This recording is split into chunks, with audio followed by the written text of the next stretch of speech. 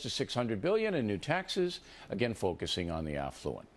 Joining us now from Washington to analyze, Republican Kate Obershane and Democrat Kirsten Powers, also a Fox News analyst. So look, this is inherently boring, which is why most Americans don't understand what's going on.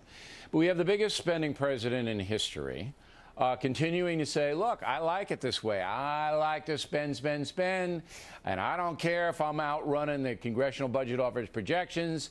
I'm going to do what I want to do, and that's too bad. Isn't that right, Kirsten? Isn't exactly what he's doing? That's it.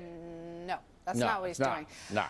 Well, here's the you're ascribing a motive that I don't think is right. You're correct that he is spending money, but I don't think he just loves to spend, spend, spend. I think he actually believes, as I do, that you don't want to cut spending too much. In fact, you want to continue spending when you are in a very fragile recovery. Let me stop you right there. Let me stop you. You would probably do that. Let me stop you, please, if I can, so we can stay in the land of reality rather than the land of theory, which we don't like to go into, where that land frightens us.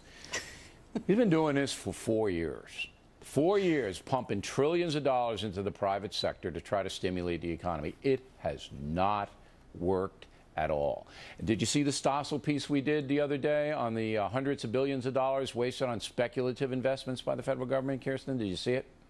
No, I don't watch Okay, Frisker, no, of course you wouldn't. Why? Why would you want to get information so your opinions might change? Let's just stay in that narrow range, all right? Frisker, Solyndra, I mean, hundreds of billions of dollars wasted on speculation. Go. But that doesn't prove the point that you just made, which is that you're saying that it hasn't had any positive impact when there are plenty of economists who've said that the stimulus did have an impact. How? How when the unemployment rate's 13%? If the same amount of people were looking for work as in 2009. Unemployment rate's not 13%. Yeah. If the same amount of people were looking for work as in 2009, and if you watch The Factor, you would know this. The employment rate was 13%. That's what it be. You really are claiming the economy has not turned around at all since President Obama took office? I'm pretty much claiming that it's stuck in the mud. All right, Kate, you go. Right. You know, Obama said that if he did this 4 years ago, he said if this was the approach we took, that growth would be at about 4.6%. It's stuck around 2%, a little bit above that.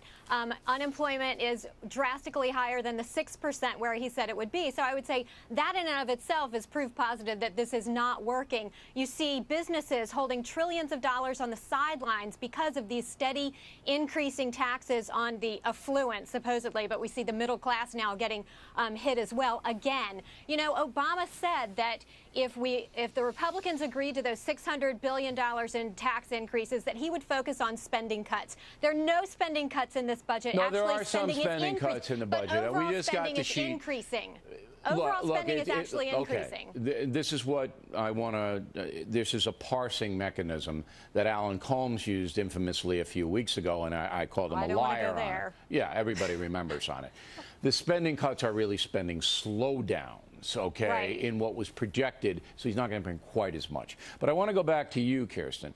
I mean, do you really believe that President Obama understands the economy and is being fiscally responsible in the way he's presenting this? Do you really, in your heart, believe this is good for all Americans?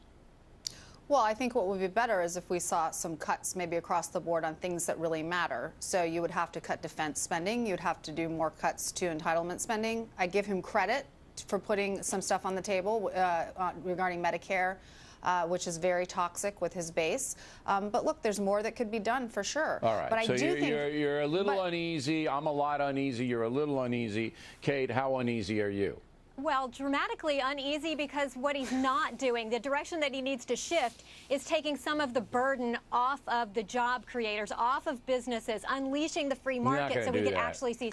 He's not, but that's if he was truly moving to the middle ground, which you hear I just want to define it for everybody because I'm getting a little tired of saying the same thing over and over again. I am, and I don't want the audience to be bored here. The only way this is going to stop is if Americans vote in 2014 for the Republican Party and that they take the Senate and we hold the House. If it doesn't, this is what's going to be going on for the next 4 years, and that's just it. He's not going to stop, no matter what. Ladies, thanks very much. Directly ahead, Megyn Kelly, did somebody bug Senator McConnell's office in Kentucky while he discussed Ashley Judd?